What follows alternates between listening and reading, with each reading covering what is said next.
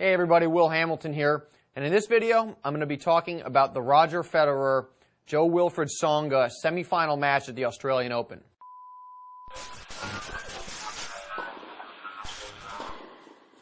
Before we talk about this match, let me briefly touch upon the Federer-Davydenko quarterfinal match, because not only was it one of the most bizarre matches I've ever seen, but there were also some lessons from that match that I think apply to this match, this semifinal.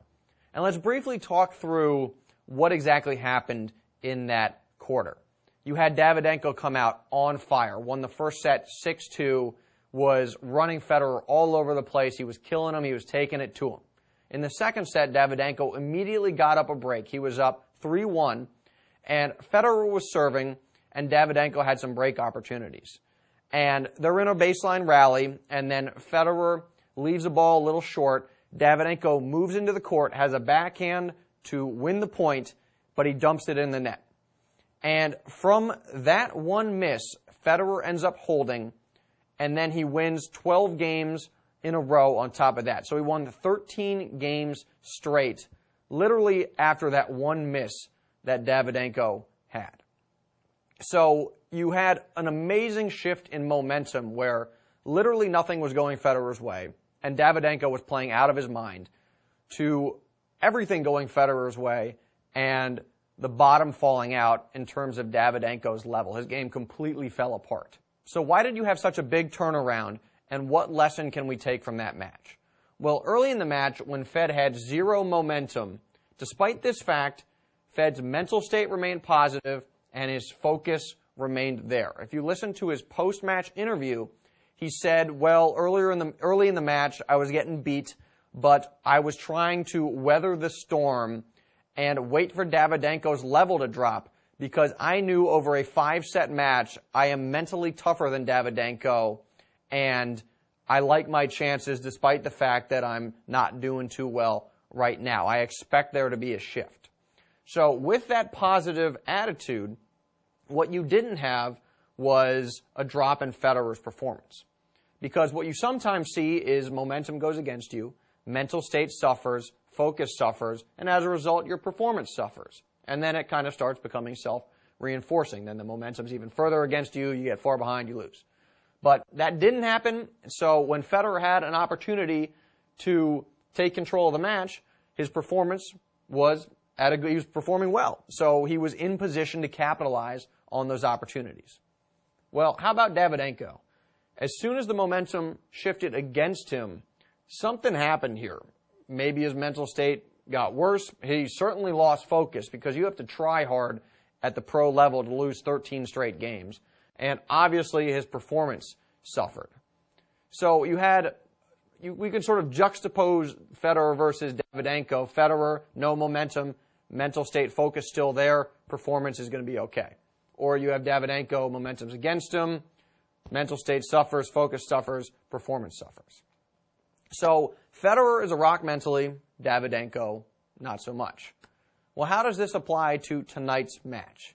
Well, just like there's a question about Davydenko's mental state and how he reacts to shifts in momentum, that certainly also applies to Tsonga. Because Tsonga very much sometimes loses focus when the momentum's against him. And if we look at the Djokovic match, his quarterfinal, he won the first set in a close breaker, lost the second set in a close breaker. And after losing that second set, he lost the third set 6-1. So the focus wasn't quite there. He came unraveled a little bit. So he had that progression of momentum against him, mental state, focus suffers, performance drops a little bit. And then, of course, he came back and won that match when Djokovic started dry heaving and obviously was sick, and then the momentum's back in Tsonga's favor. But Tsonga didn't do anything in terms of his performance to change that momentum. It was more on Djokovic's side of the court. So what we're going to see in this match, in a semifinal, with pros this good, you're going to have swings in momentum. The momentum's going to be kind of like a squiggly line, where this might be momentum for Federer, this is momentum for Tsonga, and so on. The momentum shifts over the course of a match. It ebbs and it flows. So the question is, when the momentum is against Tsonga, how is he going to react? Is he going to lose focus? Is his mental state? Is he going to get down on himself? And will that negatively impact his performance? Because we've seen that. So if that happens, Federer's got a fantastic shot at winning this match. Because when the momentum's against Federer, he's going to be just fine. He's going to figure out a way to shift things back in his favor. His performance isn't going to suffer. And in terms of the actual, what Tsonga needs to do to win this match, it's relatively simple in my view. He has to serve big, and he has to hit his forehand big, shorten points, keep the ball away from his backhand, which is clearly his weaker side and a side that Federer is going to be able to exploit. So I don't think the tactics here are that complicated or that sophisticated.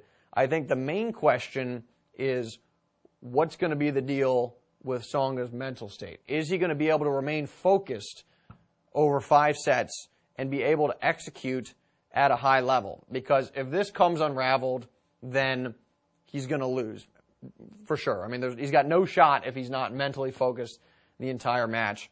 And again, history would suggest he's not always quite there in terms of being zeroed in at the task at hand. So I think that Federer is going to win this match in 4 sets. I think we're definitely going to see spurts where Tsonga is locked in and playing big. And we've seen that earlier in this tournament where he's hitting his serve big, hitting his forehand big.